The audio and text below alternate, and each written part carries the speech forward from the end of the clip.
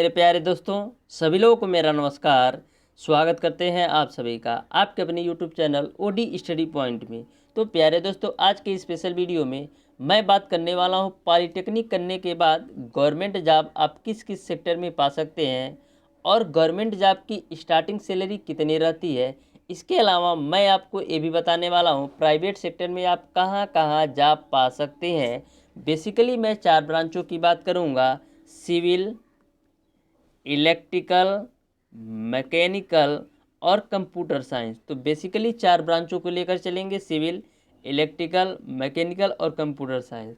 प्यारे दोस्तों, यह वीडियो आपके लिए बहुत ही हेल्पफुल होने वाला है, तो वीडियो को शुरू से अंत तक जरूर देखिएगा।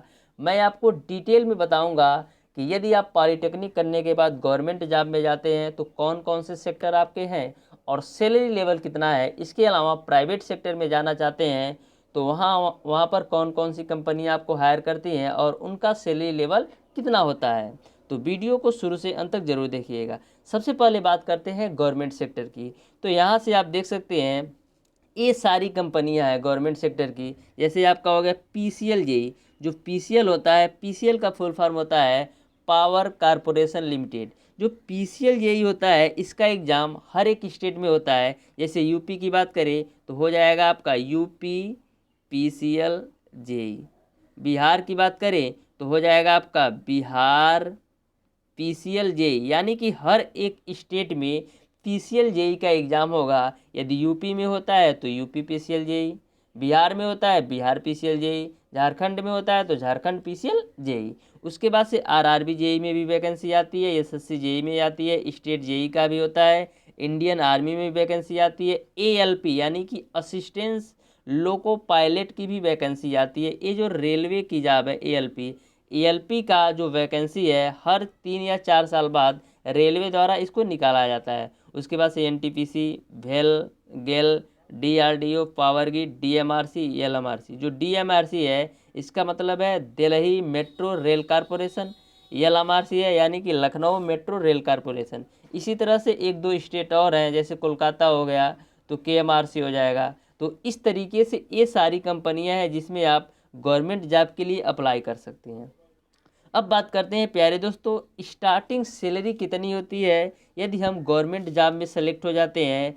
इन सारे जितनी भी कंपनियां के आप नाम लिख रखे हैं, यदि इन किसी में सेलेक्ट हो जाते हैं तो जो आपका स्टार्टिंग सैलरी लेवल होता है वो आपका प्यारे दोस्तों होता है 45,000। यानी कि स्टार्टिंग पेमेंट आपका 45,000 होगा। चाहे आप पीसीएल जेई में सेलेक्ट हो जाइए, चाहे आरआरबी जेई में, चाहे एसएससी जेई में, चाहे स्टेट जेई में, किसी भी सेक्टर में आप सेलेक्ट हो जाते हैं तो आपका स्टार्टिंग सैलरी प्यारे दोस्तों 40 से 45,000 रहता है और फैसिलिटी जो होता है वो अलग से।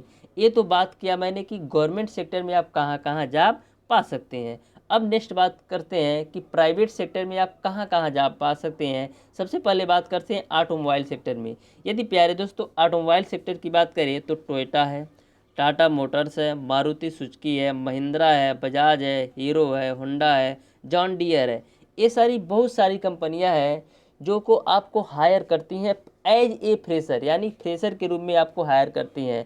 आप सेल्फ एम्प्लॉय भी बन सकते हैं। कोई भी किसी भी गाड़ी का आप छोटा छोटा पार्ट बना करके उसको आप मार्केट में सप्लाई दे सकते हैं। तो इस तरीके से अब बात कर लेते हैं ऑटोमोबाइल सेक्टर में स्टार्टिंग पेमेंट लेवल कितना होता है।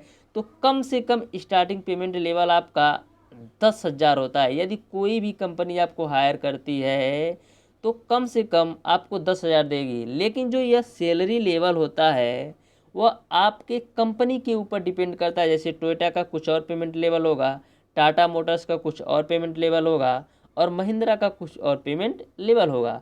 तो कम से कम 10,000 देते हैं और मैक्सिमम आपको 20,000 भी मिल सकता है। तो इस तरीके से आपको समझना होगा कि कंपनी के ऊपर डिपेंड करता है कि वो स्टार्टिंग सैलरी आपको कितना प्रोवाइड करती है। नेक्स्ट बात करते हैं, यदि आप एयरलाइन सेक्टर में जाना चाहते हैं तो इंडिगो है, स्पाइसजेट है, एयर इंडिया है। तो इन सारी कंपनियों में आप जॉब कर सकते हैं यदि आप एयरलाइन सेक्टर में जाना चाहते हैं। अब बात करते हैं कंस्ट्रक्शन सेक्टर में। तो कंस्ट्रक्शन सेक्टर में आपका जेपी है, एसएससी सीमेंट है, यल छठी है, रोड है, ब्रिज है, ईटीसी। तो कंस्ट्रक्शन सेक्टर में यदि आप जाना चाहते हैं तो इन सारी चीज़ों के लिए आप अप्लाई कर सकते हैं। यह भी आपका प्राइवेट सेक्टर होता है, तो यहाँ पर भी आप जॉब कर सकते हैं।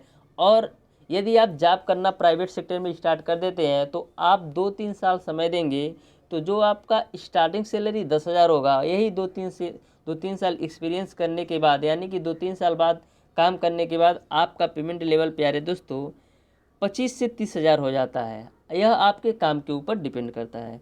नेक्स्ट बात करते हैं कि आफ्टर कंप्लीट डिप्लोमा यदि आप कम्युनिकेशन सेक्टर में जाना चाहते हैं तो एयरटेल हो गया, बीएसएनएल हो गया, आइडिया हो गया, रिलायंस हो गया, जियो हो गया, तो इन सारी कंपनियों में आप जा सकते हैं। नेक्स्ट बात करते हैं सॉफ्टवेयर इंजीनियर। तो सॉफ्टवेयर यानी कि यह जो ये मैंने लिख रखा है, यह बेसिकली लिख रखा है मैंने कंप्यूटर साइंस ब्रांच के लिए। तो कंप्यूटर साइंस वाले सॉफ्टवेयर इंजीनियर का काम कर सकते हैं टीसीएस में, एचसीएल में, विप्रो में, और बहुत सारी कंपनियां हैं जिसमें कंप्यूटर साइंस से किया हुआ डिप्लोमा स्टूडेंट सॉफ्टवेयर इंजीनियर के रूप में काम करता है। तो इस तरीके से प्यारे दोस्तों आज के स्पेशल वीडियो में मैंने आपको बता दिया है कि आफ्टर कंप्लीट डिप्लोमा यानी कि डिप्लोमा करने के बाद आप गवर्नमेंट सेक्टर में कहाँ कहाँ अप्लाई कर सकते हैं और उनका पेमेंट लेवल कितना होता है। इसके अलावा प्राइवेट सेक्टर को मैंने भी डिस्क्राइब कर दिया कि प्राइवेट सेक्टर में आप कहाँ कहाँ जॉब पा सकते हैं।